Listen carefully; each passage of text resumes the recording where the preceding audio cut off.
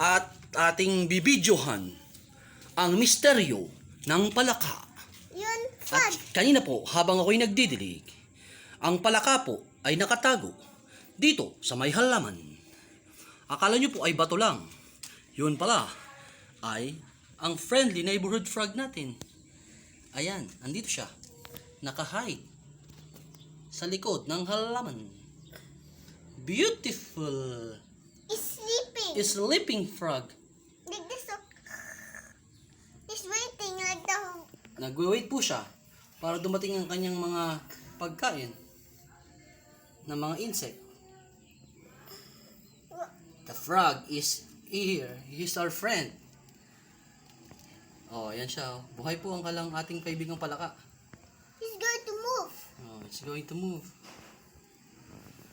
Ayan. He's going to move. Ayan.